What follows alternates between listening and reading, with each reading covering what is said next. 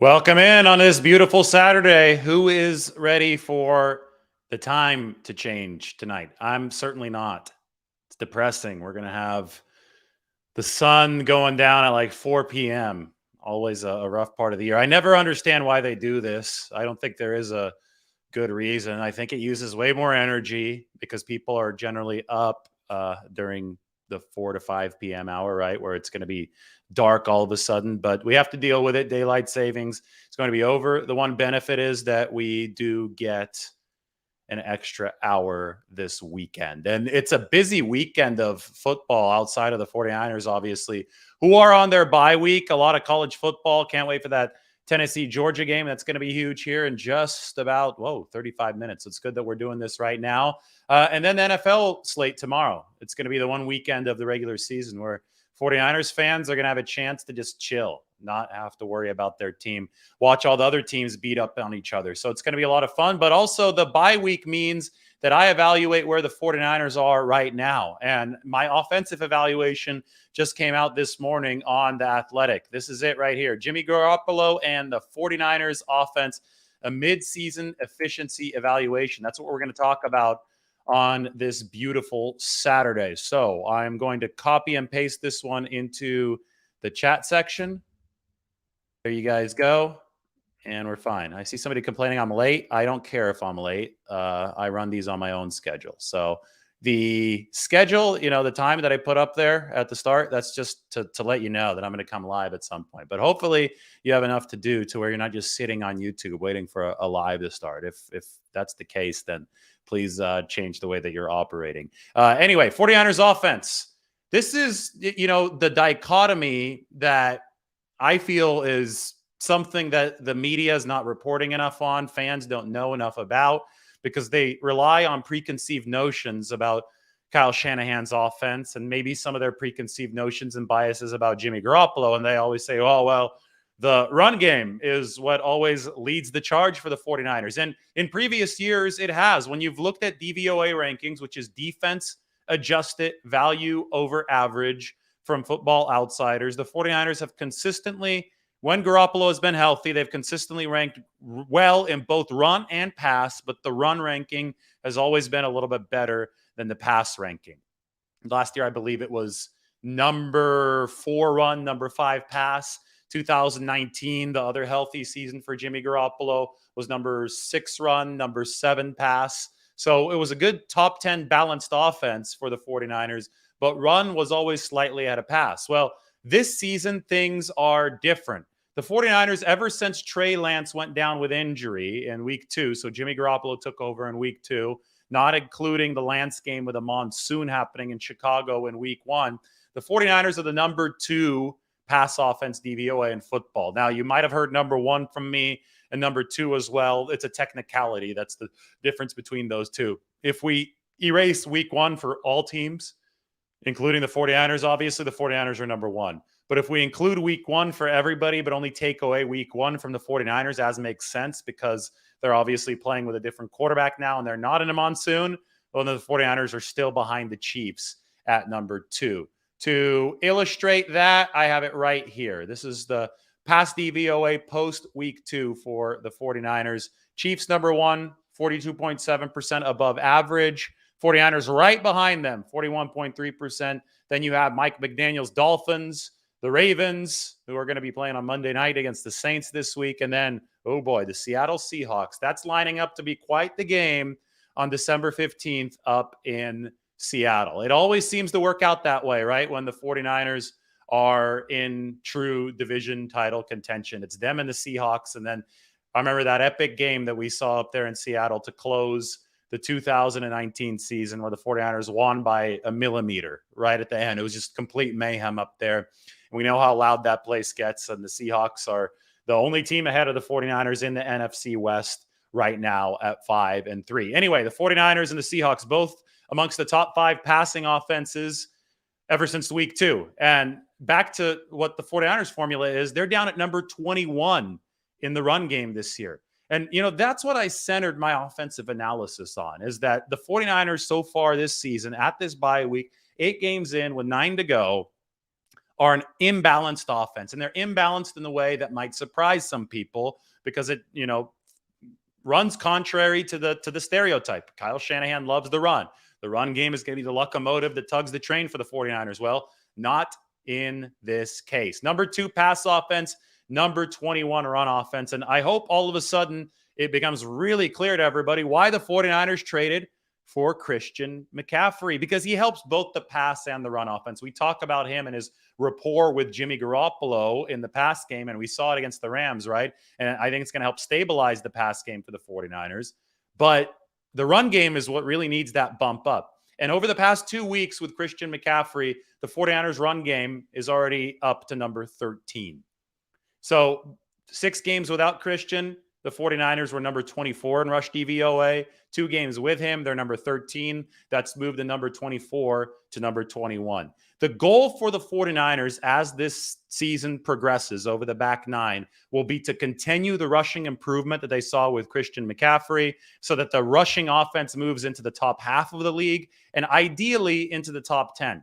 Because if the 49ers can keep the pass offense in the top 5 and get the run offense in the top 10, they will be cooking with gas.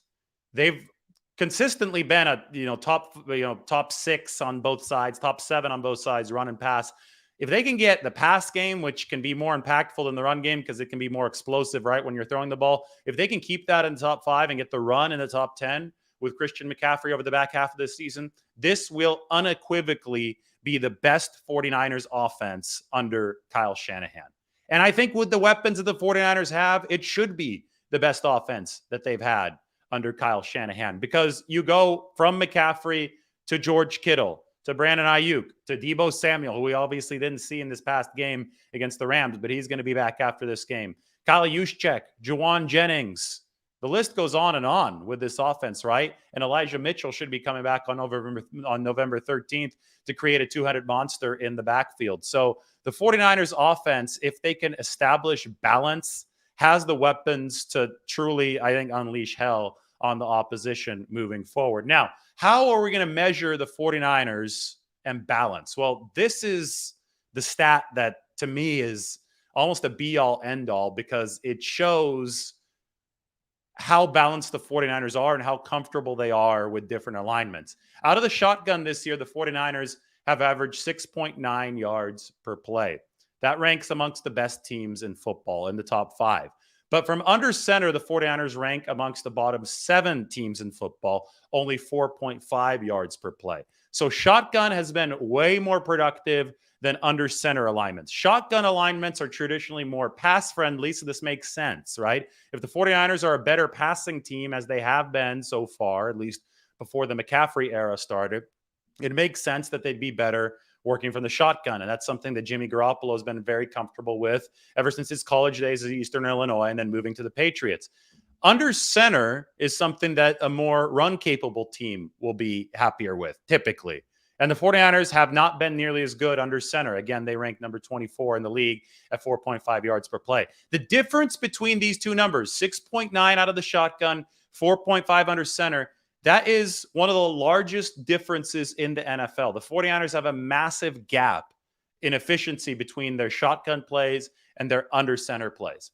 And as I said, balance is everything for Shanahan's 49ers offense, because Kyle Shanahan needs to be able to disguise run and pass out of shotgun and under center. If you're under center, you need to have the threat of the pass be as strong as the threat of the run. And if you're out of the shotgun, you need to have the threat of the run be as strong as the threat of the pass. That way, the defense doesn't know what you're doing in any particular situation. This season, because the threats are not equal, because the 49ers passing threat has been greater than their rushing threat so far, the balance has not been there. And the balance not being there means that the offense has not been as lethal as it can be. That's why the 49ers need to raise the efficiency of the rushing offense so that they can get back under center, I think, a little bit more often, because right now they're under center 33% of the time. They're in the shotgun 66% of the time. The 66% shotgun rate that we're seeing from the 49ers is easily the highest of the Shanahan era. For comparison, in 2019, the 49ers were in the shotgun only 44% of the time. So they went from under half the time in the shotgun to 2/3 of the time in the shotgun here in just a couple years. And we know that Shanahan loves play action. We know he likes to sucker defenses into certain alignments based on the run game. And if the 49ers are exclusively shotgun or 2/3 of the time shotgun, that means they're not able to do the suckering that they need to do against these defenses. But that is where Christian McCaffrey comes in. They have Christian McCaffrey on this 49ers team, and he's the tailor-made weapon to do the job of balancing the 49ers offense. Now, we can't only talk about skill positions, and that's why in this piece, I also talked about the 49ers offensive line. We talk about pass blocking and run blocking and passing and running and how blocking might affect those. We'll take a look at this. These are PFF grades, and blue is good. So the darker the blue, the better. The darker the red, the worse. The 49ers in pass blocking are in this column. 49ers run blocking is on the right column. In the past, the 49ers under Shanahan had consistently been a better run blocking team than a pass blocking team. However, now you see things are different. There's way more blue in the pass blocking column than there is in the run blocking column, mainly thanks to the red right in the middle. Jake Brendel, Spencer Burford, Daniel Brunskill. These guys right here have not been as good at run blocking as they have on pass blocking, but the pass protection has gotten better than under old personnel for the 49ers in the past. So I think this helps explain why the 49ers have been in shotgun more often rather than under center. They're better at passing the football and blocking for that pass game instead of the old traditional run game that Shanahan has delivered. The hope over the back half of this season is that guys like Spencer Burford develop better run blocking skills. He's a rookie, so I think you can expect that. Jake Brendel doesn't have a whole lot of playing time under his belt. I think you could expect him to get better as he gets used to commanding that offense from the center position. And Aaron Banks is already playing really well, right? And Trent Williams is already the best run blocker in football. Mike McGlinchey is already better at run blocking than he is at pass blocking. It's about this right guard position, about this center position, about continuing to bring Aaron Banks along. And I think that there is every reason to believe that the 49ers will be better in a month if they stay healthy than they currently are up front. And if that does happen, then they will establish balance. And if they will establish balance, then this DVOA imbalance will be repaired. And if this DVOA imbalance is repaired, well, then the 49ers can have one of the best offenses in football. Right now, I would say it's a top 10 offense. DVOA says they've been, number 13 over the first half of the season, but that doesn't project where they will be with Christian McCaffrey. So I would say, as we speak today, the 49ers are a top 10 offense, but their goal should be to be in the top 5 by the time this is all said and done. And if it is in the top 5 by the time this is all said and done, this is going to be a true two-way team, because I think the defense is also going to be in the top 5 when this season wraps up. So anyway, check this out. I have this whole breakdown. It's up for you on The Athletic right now. That's just a little preview for you. I'm putting it back into the chat section. Maybe I take a look at a couple questions here on this beautiful Saturday as we discuss the 49ers offense. 49ers throwback says, hopefully the run game gets better. Absolutely, because that is, to me, that's the key, and that's why Christian McCaffrey is here, because Kyle Shanahan, he runs so much that you can't just get away with number 21 rushing efficiency. It was number 24 before McCaffrey came. That just won't work with this offense. No matter how well the pass offense is playing, the 49ers run so much, they need that rushing efficiency to be top half of the league. Hugh Wilkins says, getting Mitchell back will also help the run game. Absolutely. Good one. Elijah Mitchell and Christian McCaffrey, that is a nice 1-2 punch. Other way around, probably. McCaffrey running back 1. Mitchell running back 2, but there's a reason they felt comfortable trading Jeff Wilson. Now, both of those guys do have to stay healthy. Is RPO included in the shotgun stats? Yes, when they do, RPO is a shotgun alignment, so that's included in the shotgun stats. We have somebody who thinks the 49ers are the best team in football once fully healthy. It's as simple as that. I'll tell you what I do know. The 49ers have more room between where they are now and their ceiling than any other team in football. And I could demonstrate that statistically as well. When you look at DVOA, when you look at this, I think you guys will appreciate this one. DVOA has all kinds of cool rankings, right? So you see the run-specific ranking, you see the pass-specific ranking. You could break it down even further than that. But another thing that DVOA has, and this is a team-wide one, is variance. Variance tells us volatility.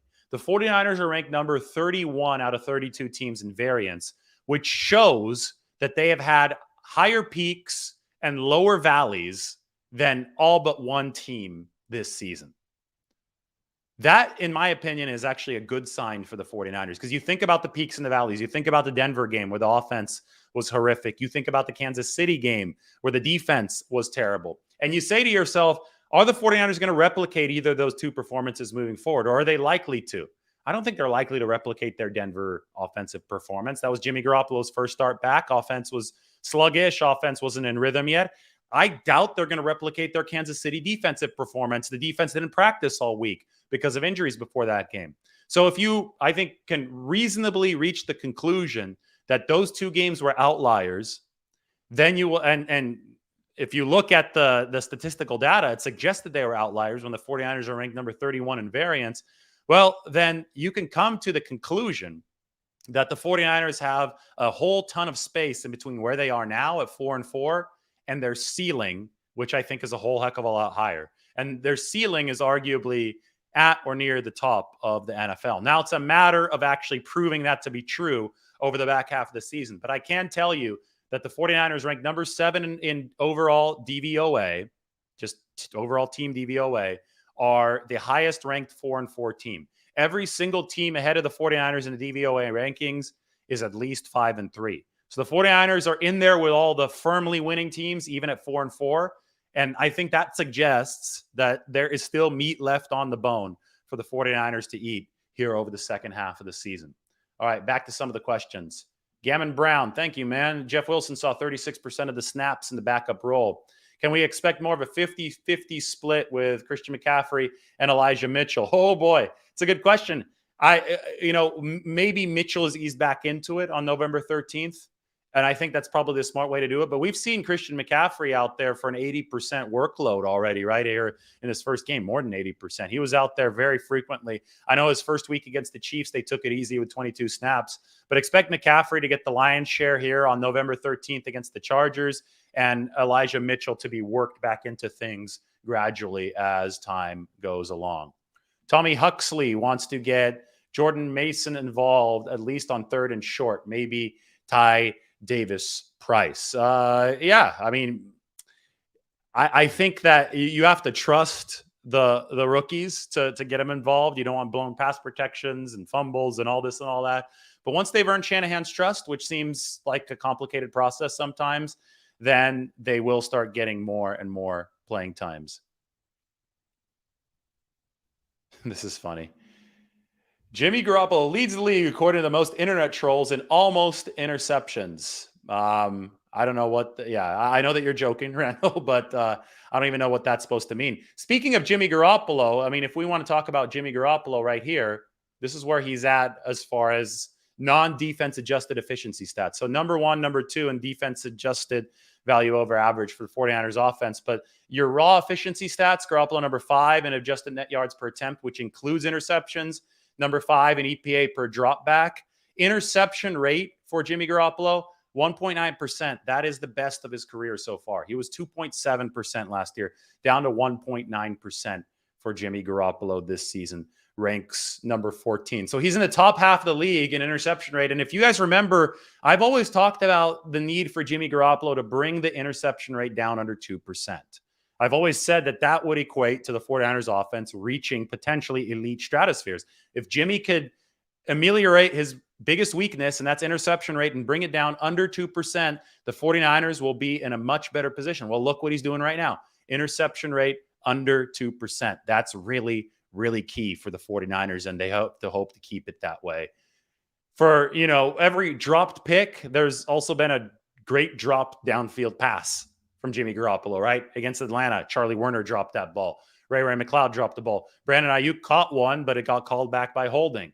So, people are biased regarding Jimmy Garoppolo. Let's be honest. There is a lot of bias against Jimmy Garoppolo, especially from some weird subsets of the 49ers fan base. But if you look at it in a non-biased way, and that's what I'm, striving to do. I'm just trying to show the value of efficient quarterback play within the structure of an offense. If you look at it in a non-biased way, the 49ers have left plays on the table where Jimmy Garoppolo has not been at fault, And he's gotten away with some interceptions. And guess what? That is the case with every single quarterback in football. And that's why the advanced efficiency stats, especially as they reach a larger sample, are so telling. And they show us that Jimmy Garoppolo has been an efficient quarterback, and he has been in every single season that he's been healthy for the 49ers. 2019, 2021, he stayed decently efficient there even after he got hurt. But here in 2022, same story. He has melded it well with Shanahan, and that's good news for the 49ers. This is a good one right here. I see a merger of Shanahan trusting Jimmy and the run game hitting it effectively. Yes, and the symbiosis between Garoppolo and Shanahan, something we've been talking about since week 2. And we've been talking about it in years prior. But in week 2, Jimmy Garoppolo had some pointed comments about how he thinks the offense needs to open it up sometimes, and he said that after the Seattle game. And I think that Shanahan has given him some of those opportunities, and Jimmy Garoppolo has capitalized on them. And I think the trust between the two has grown here over the course of this season. And that all is really, really significant because you're only going to go as far as your play caller quarterback combination takes you. Everybody likes to give credit to one or the other, right? Some people say, oh, it's all Jimmy Garoppolo, Kyle Shanahan sucks. And everybody was, the rest of the people will say, oh boy, Garoppolo has good numbers. Oh, that's all just because of Shanahan. The truth is that every single offense in the NFL that is efficient or not efficient, it comes down to the quarterback play caller partnership. They operate in unison because they have to get all 11 guys on that offense on the same page. This is a team sport. So Shanahan and Garoppolo being the leaders of the 49ers offense as far as play calling and point guard execution, they must be on the same page. And I think that's something that they have attained well so far this season. Team Cali says, don't be surprised the 49ers go 9-0 in the second half of this season. People who tend to watch the rest of the league instead of just looking at box scores or SportsCenter highlights and then watching their team will say this. They'll say, I watch a lot of football and you see the ups and downs with other quarterbacks and the play caller cohesion on Sundays. Jimmy Garoppolo is not operating in a vacuum with Kyle Shanahan. It's not like different with the 49ers than it is with any other team. Every other team, the quarterback is going to be reliant on the play caller, and the play caller is going to be reliant on the quarterback, and both of them are going to be reliant on 10 other men on the field. It's a team sport. Patrick Mahomes is no different. Josh Allen is no different. The whole offense has to be cohesive. Now, are Mahomes and Allen special talents that could really run and, are physically a tier above everybody else essentially in the league? Yes. And that's why that they're very top of the quarterback rankings.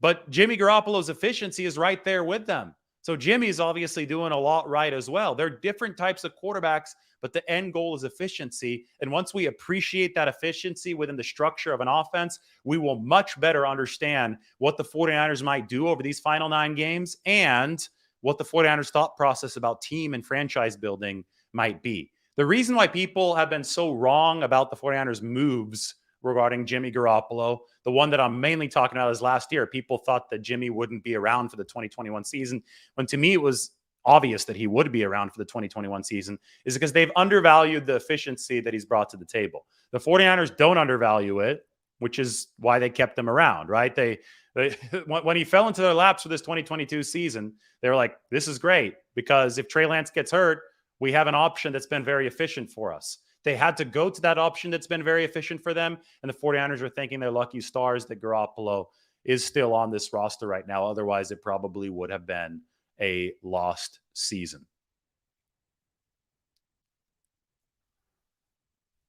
And I feel that even Rodgers and Brady in most seasons will have mortal stretches. Everybody acts like they're perfect for 16 games. And I guess Brady in 2007 might have been, right? But until he wasn't perfect in the 19th game, right, against the Giants. But QBs have ups and downs. And it's about weathering the storm, not getting too high, not getting too low. Fandom in football gets too high and then it gets too low. And that's not good for evaluating quarterback play. You have to keep an even keel and realize that all these QBs are going to miss some of their passes. What is the 49ers' biggest issue? Efficiency or health? Health. Because health is directly correlated with efficiency. When the 49ers have been healthy, they've been efficient this year. The one, Exception being the game against Denver where the offense was healthy, but it was not efficient. But even then, health caused inefficiency because it was the first game back from shoulder surgery for Jimmy Garoppolo. Herbert has been struggling this year, and that's who the 49ers see next. I don't think the 49ers are interested in Odell Beckham Jr. I really don't. I think that's kind of just online rumor mill stuff. I would be very shocked if that happened. All right. Good stuff. Why don't we, good questions. I really appreciate that. Why don't we all go and check this out? Go and subscribe to The Athletic. I'm going to put this into the chat section. Maybe I'm back in a little bit. I want to go check out that Tennessee-Georgia game. I also have another article right here while you guys are all up on examining how the 49ers will pay Christian McCaffrey, who is the tailor-made weapon to do the job for the 49ers. How they're going to pay him and how they're going to replenish draft picks. I'm going to go ahead and put that into the comments section as well, so you can check that out. That came out a couple days ago. Maybe I do a dedicated video talking about that one, but this one gets more into the finances of the game and the front office machinations, the salary cap, and I know some of you like that. So I have that, and then obviously I have this right here, Jimmy Garoppolo, 49ers offense, midseason efficiency evaluation. So both of those probably of interest to you, so go ahead and check that out. All right, everybody take care. Make sure that you subscribe to here, like the video as well, and sub to The Athletic. Articles up there on the screen. I'm going to put it in the description as well. Everybody take care. Thank you. Have a great Saturday afternoon.